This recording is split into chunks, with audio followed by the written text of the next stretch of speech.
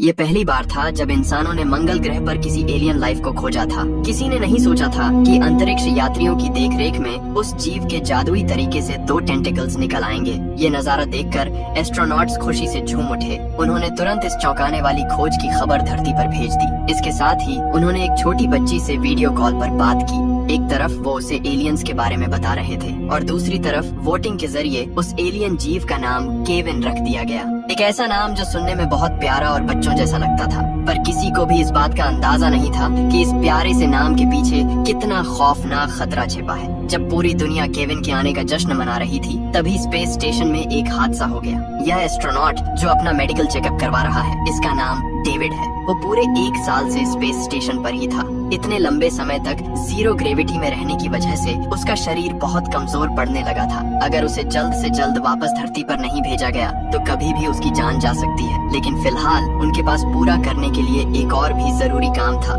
जब से केविन को जगाया गया था, उसके बढ़ने की स्पीड बहुत तेज हो गई थी। थोड़े से ग्लूकोज से ही वो कुछ ही दिनों में अपने असली साइज से 2 गुना हो गया। बायोलॉजिस्ट डेरी इस बात से बहुत हैरान था कि केविन धरती के जीवों की तरह एक सेल से टूटकर कई सेल वाला जीव नहीं बन रहा था। वो पूरा का पूरा एक ही बड़ा सा सिंगल सेल जीव था। आसान भाषा में कहें तो उसका पूरा शरीर ही उसका दिमाग था और शरीर का कोई भी हिस्सा कुछ भी बन सकता था। और भी हैरानी की बात तो यह थी कि वो अपने आसपास के माहौल को महसूस करने के लिए अनगिनत पतले पतले टेंटिकल्स निकाल सकता था। डेरी उस छोटे से जीव को महसूस करने के लिए उसके पास जाने की कोशिश करता है। डेरी ने कैमरे की तरफ देखते हुए इमोशनल होकर कहा कि यह जिंदगी का एक चमत्कार है और इससे साबित होता है कि हम इस ब्रह्मांड में अकेले नहीं हैं। पर वो यह भूल गया था कि इस ब्रह्मांड के नियम कभी भी इतने सीधे और रहमदिल नहीं होते और अनजान जीवों को कभी पालतू नहीं बनाया जा सकता। उसी रात उन्होंने एक छोटी सी पार्टी भी रखी, लेकिन उन्हें नहीं पता था कि यह शांति उनके लिए आखिरी विदाई की तरह साबित होगी। एक दिन जब डेरी केविन के साथ रिसर्च कर रहा था तो उसने अचानक देखा कि केविन रेंगकर उसकी उंगली पर आ गया है। ये देखकर वो काफी एक्साइटेड हो गया। सबको पता था कि डेरी के दोनों पैरों में लकवा है और वो हमेशा से चाहता था कि मेडिकल साइंस इतनी तरक्की कर ले कि वो फिर से अपने पैरों पर खड़े हो सके। अब इस जीव को देखकर उसे एक बार फिर से उम्मीद की किरण नजर आ रही थी। उसने सोचा कि अगर एक अकेला सेल पूरे शरीर को संभालने की ताकत रख सकता है तो फिर वो क्यों नहीं ठीक हो सकता। शायद वो इन ख्यालों में इतना खो गया था कि लैब से बाहर निकलते समय मशीनों को चेक करना ही भूल गया। इस वजह से अगले दिन वहाँ खतरनाक गैस लीक हो गई। अलार्म की तेज आवाज से सब लोग तुरंत जाग गए। गनीमत रही कि जब जांच की गई तो पता चला कि लैब के अंदर कोई इन्फेक्शन नहीं फैला था। हालांकि केविन कुछ देर के लिए बेहोश जरूर हो गया था, लेकिन वो ठीक था।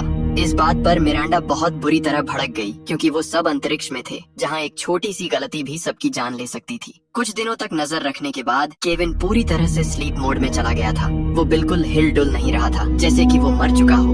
उन्हें लगा कि शायद गैस लीक होने की वजह से उसने खुद को बचाने के लिए ऐसा किया होगा। इस बात के लिए डेरी खुद को बहुत कोस रहा था। वो अपनी ही आंखों के सामने अपनी खोज को इस तरह खत्म होते नहीं देख सकता था। इसलिए उसने एक बहुत ही बेवकूफी भरा फैसला लिया। उसने इलेक्ट्रिक शॉक देकर केविन को जगाने की सोची। उसे लग रहा था कि वो एक जान बचा रहा है, पर उसे बिल्कुल भी अंदाजा नहीं था कि वो अपने ही हाथों से मौत का दरवाजा खोल रहा है। जैसे ही उसे शॉक लगा, केविन तुरंत जाग गया और उसने झपट्टा मारकर डेरी का हाथ पकड़ लिया। उसने शॉक देने वाली मशीन भी तोड़ दी। जो केविन पहले इतना शांत था, वो अब अचानक से बहुत खूंखार हो गया था और किसी बेकाबू जानवर की तरह डेरी के हाथ से लिपट गया। डेरी ने अपना हाथ बाहर खींचने की बहुत कोशिश की, पर केविन की ताकत बहुत ज्यादा थी।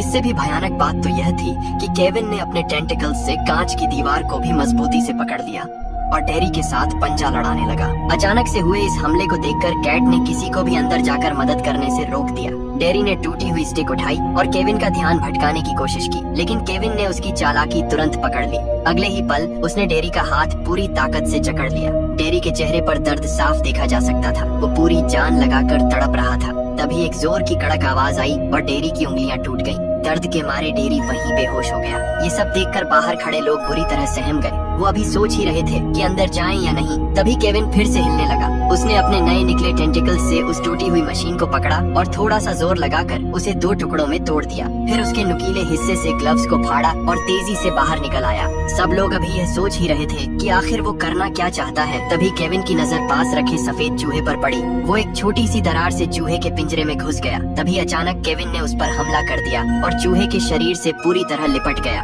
पलक झपकते ही चूहे का शरीर गलने लगा। 3 सेकंड से भी कम समय में केविन ने पूरे चूहे को हजम कर लिया और अब बेहोश पड़े डेरी की बारी थी अगला शिकार बनने की। ठीक इसी वक्त इंजीनियर रोरी आगे आया। रोरी हमेशा से ही टीम का सबसे फुर्तीला और निडर इंसान था। अपने साथियों के मना करने के बावजूद उसने जबरदस्ती लैब का दरवाजा खोल दिया ताकि वो डेरी को बचा सके, लेकिन केविन को उसके इरादे का पता चल गया और वो तुरंत दरवाजे की तरफ बढ़ने लगा। गनीमत रही कि रोरी बहुत फुर्तीला था। उसने डेविड की मदद से तुरंत डेरी को बाहर धकेल दिया, लेकिन जैसे ही वो खुद बाहर निकलने वाला था दरवाजा अचानक बंद हो गया। कैट ने बेबसी में कहा कि वो केविन को बाहर आकर पूरे स्पेस स्टेशन को खतरे में नहीं डाल सकती। रोरी ने भले ही कहा कि वो समझता है, लेकिन यकीनन उस वक्त वो मन ही मन कैट को हजारों गालियां दे रहा होगा। कैट के कहने पर उसे एक ऑक्सीजन कैंडल मिली जिससे वो भारी तापमान का इस्तेमाल करके केविन को जलाकर भगा सके, लेकिन इस हमले का केविन पर कोई असर नहीं हुआ। कैट ने तुरंत नया ऑर्डर दिया कि किसी भी कीमत पर केविन को खत्म करो और रोरी को बचाओ।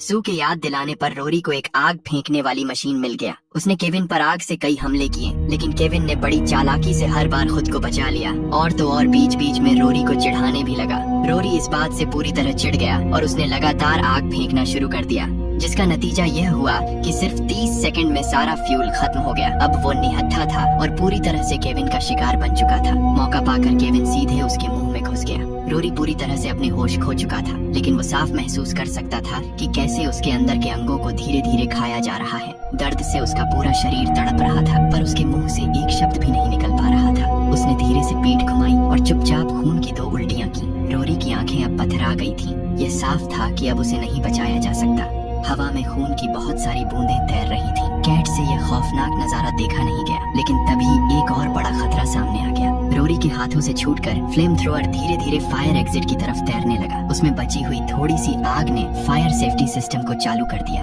पलक झपकते ही लैब के सारे फायर एग्जिट खुल गए और खतरे का लाल अलार्म बजने लगा। कैट तुरंत सू को लेकर अपने हाथों से सारे फायर एग्जिट बंद करने दौड़ी। अब तक वो सब केविन की ताकत देख चुके थे। अगर वो बाहर निकल गया तो स्पेस स्टेशन में मौजूद हर इंसान मारा जाएगा, लेकिन केविन को तो जैसे बाहर निकलने का रास्ता मिल ही गया था। वो रोरी के मुंह से बाहर निकला। पेट भर खाना खाने के बाद वो और भी बड़ा हो गया था और उसकी रफ्तार भी तेज हो गई थी। डेरी ने अंदाजा लगाया कि केविन शायद हवा के बहाव को महसूस कर सकता है, इसलिए उन्हें केविन के बाहर निकलने से पहले सारे फायर एग्जिट बंद करने होंगे। लेकिन इसी पल सब कुछ शांत हो गया। केविन फायर एग्जिट से भाग निकला।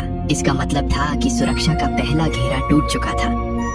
अब उन्हें जल्द से जल्द केविन को ढूंढकर दूसरा घेरा बनाना था। कैट ने तुरंत धरती पर संपर्क करने की कोशिश की ताकि हालात की जानकारी दे सके, लेकिन ठीक उसी वक्त कम्युनिकेशन सिस्टम भी खराब हो गया। धरती को अंतरिक्ष के हालात की जानकारी मिलती रहे, इसके लिए कैट ने स्पेस स्टेशन के बाहर जाकर कम्युनिकेशन सैटेलाइट को ठीक करने का फैसला किया। बाहर जाने से पहले हालांकि वो किसी भी बुरे हालात के लिए तैयार थी, लेकिन जैसे ही वो कम्युनिकेशन सिस्टम के पास पहुंची और वॉल्व खोला, अंदर का नजारा देखकर वो भी डर गई। केविन सारा कूलेंट ठंडा करने वाला लिक्विड पी चुका था। भले ही वो एक सिंगल सेल जीव था, लेकिन धरती के जीवों की तरह उसे भी जिंदा रहने के लिए ऑक्सीजन और पानी की जरूरत थी। अब जब वो सारा कूलेंट पी चुका था तो उसका अगला निशाना मेन प्रोसेसर होने वाला था। वो जिंदा रहने के लिए लगातार कुछ न कुछ खाता पीता रहेगा। जैसे ही कैट ने पानी की सभी जगहों को चेक करने का ऑर्डर दिया, वॉल्व के अंदर से एक काली परछाई बाहर निकली। सिर्फ सेकंड के अंदर ही कैट को समझ आ गया कि वो परछाई कोई और नहीं बल्कि केविन ही था। केविन ने उसके स्पेस सूट को कसकर पकड़ लिया और अंदर घुसने के लिए कोई दरार ढूंढने लगा।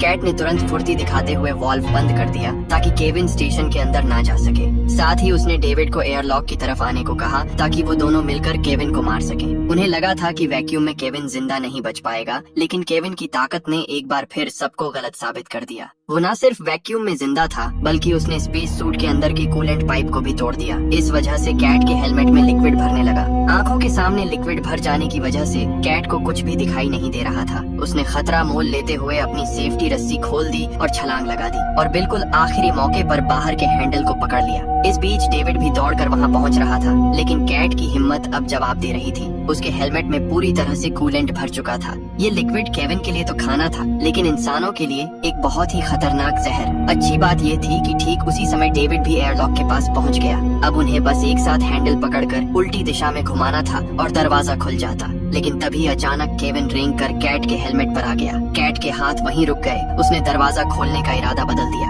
मिरांडा तुरंत समझ गई कि कैट क्या सोच रही है। वो केविन को अपने साथ लेकर गहरे अंतरिक्ष में जाना चाहती थी ताकि यह जीव दोबारा स्पेस स्टेशन के अंदर ना घुस सके। कैट ने अपनी जान कुर्बान करके बाकी सबकी जान बचाने का फैसला किया था, लेकिन जैसे ही वो स्पेस स्टेशन से दूर जाने लगी, केविन को शायद कुछ समझ आ गया।